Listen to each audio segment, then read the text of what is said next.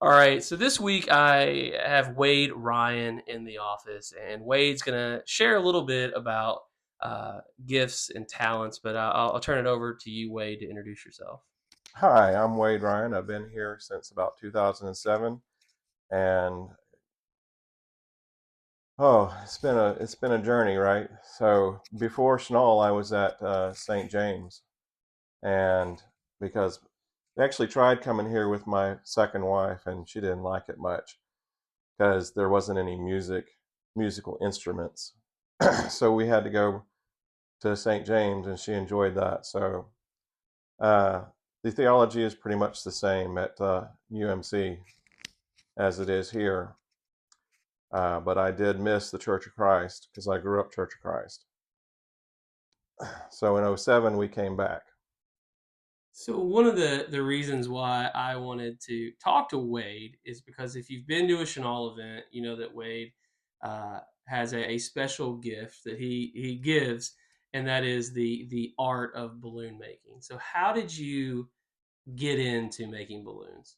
Right. So I brought up St. James because I knew I was going there, right? Yeah. And we at St. James they had a fall festival type thing like we have here, and my kids were in elementary school at the time, and they enjoyed going through all the different events every year. And then my girls started getting a little older, and they got into junior high. Well, in junior high, instead of participating, you have to work in the carnival. And so my oldest daughter was like talking to the youth minister, and uh, she had gotten a book of how to make balloon animals from a book fair or something like that. And she asked the youth minister, "Hey, can I make balloon animals for my booth?" And unfortunately, he said, "Yes, you can do that." so so the first year we made, I don't know, 100 balloons, 200 balloons, something like that. We had bought a couple of bags. And then the next year they advertised on Radio Disney. Some of you may remember Radio Disney.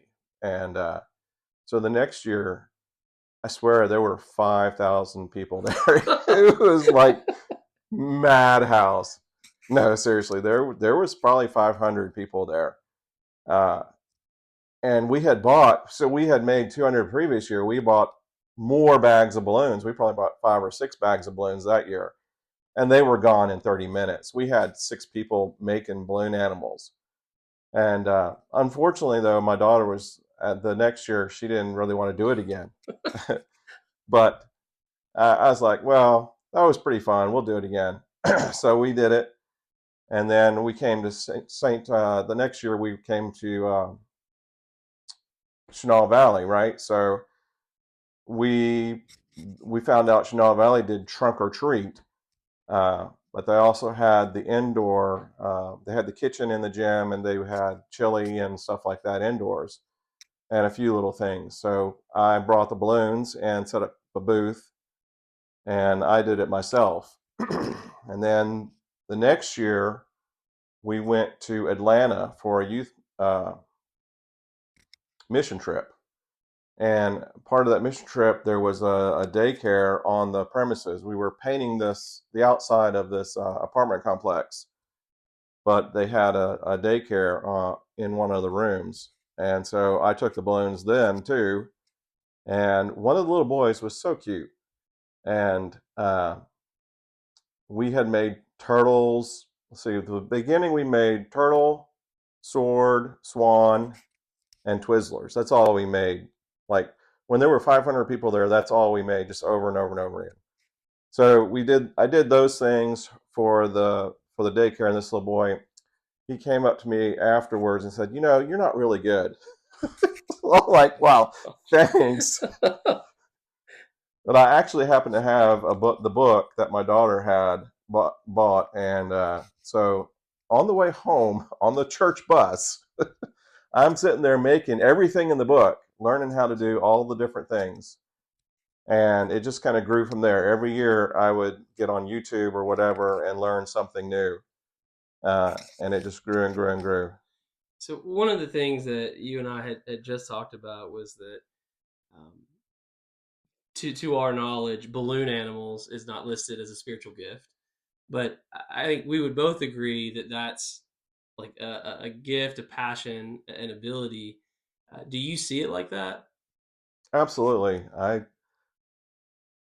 I bring joy and to so many kids' faces. It's amazing. I've only ever had one time where where we actually had to turn down a little boy, and he was just beyond himself crying because the problem was that he had latex allergies, Oh, and so he couldn't have the balloons, and his mom had to hold him for like 10 minutes to calm him down. But other than that one time, it's always Mr. Wade, can you make this? Mr. Wade, can you make that? And I'll say my favorite events are, of course, Arkansas School for the Deaf. But unfortunately, they've kind of dropped down. They don't do their spring fundraiser much anymore. So the other big event that I do is you're going to have to edit this. It's at Harding. What is it called? Oh, the Special all right. Olympics. So the other event that I do is called Special Olympics at Harding, and it's a 3 day event, but I only go 2 days. And last year I only went one day because it's an all day thing. So I twist about 6 to 8 hours, and that's about the most that I can handle. So one last question. I think we're all wondering. Uh, a two-parter. What is your favorite balloon animal to make, and what is your least favorite balloon animal to make?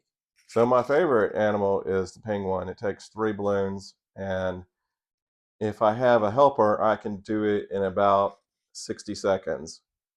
Uh, we made one year we were still at St. James. We went out east to Bear Creek is the name of the camp, and I forget which town it's close to. And in that town, we did our fall carnival type thing for the town, and we probably made 50 penguins that year. It was really fun. And the least favorite, nunchucks. I gotta say nunchucks. I don't ever want to make another nunchuck. Well, excellent, Wade. Thank you, man. I appreciate you. Yep.